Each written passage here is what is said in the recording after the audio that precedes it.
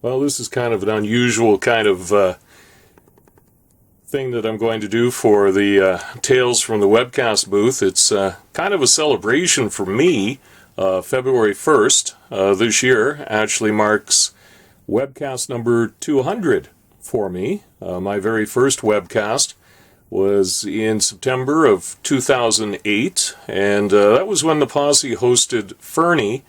I don't remember if Fernie won or Princeton won, but I do remember that that particular webcast was actually done in the stands. It was not my favorite place to be. I found it difficult to see the ice surface. I had trouble following the players, and I suggested that the following webcast, the second webcast in the history of the Posse organization, be originating from across the ice over top of the scorekeeper's box in what became the kind of well-known webcast booth for many seasons.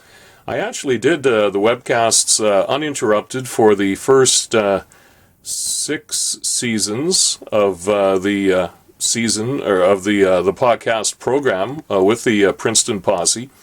And then things happened in my life. Work kind of got in the way and things like that. My life changed and I had to actually step down. And so I retired, if you will, and actually did not do webcasts for the last 2 seasons. This past season I got asked back, and I was pretty happy to be involved again because my life had changed and I had some time to do this.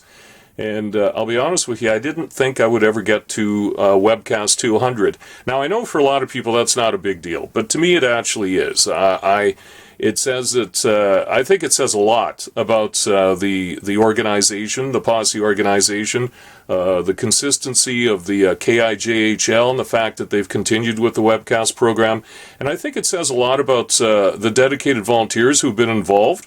I've had a lot of different volunteers helping me when I've done these webcasts, and I would be remiss if I even tried to name them because I know I'd forget a few, and so I'm not going to do that.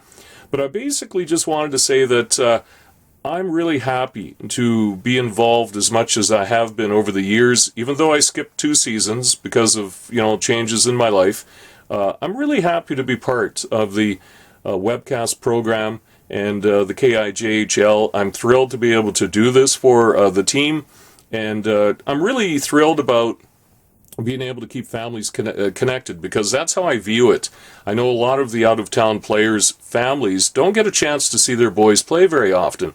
And so the webcasts are their only link to seeing their boys play. And so I'm really glad to be able to do that, be able to bring you up to date on what your kids are doing.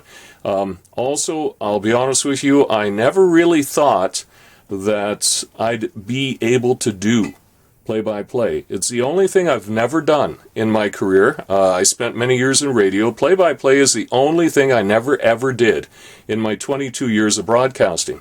So when I was first asked by Lyle Thomas back in 2007, I was intrigued. I didn't jump at it, but I was intrigued because I knew it was something I'd never done before. And I thought, this could be kind of cool to be able to put on a resume that I've done play-by-play.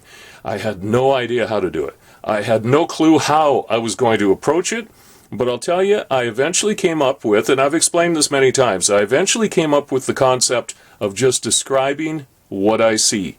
And that's what I do. Apparently you guys like it because you keep watching. So thank you so much to the Princeton Posse organization. Thank you to the KIJHL. And most importantly, thanks to you, parents who watch the webcast. Because if it wasn't for you guys, we wouldn't be doing it. So thanks again. February 1st, webcast number 200 for me. And I think that's something that we're celebrating. So thanks. I'm glad to share it with you.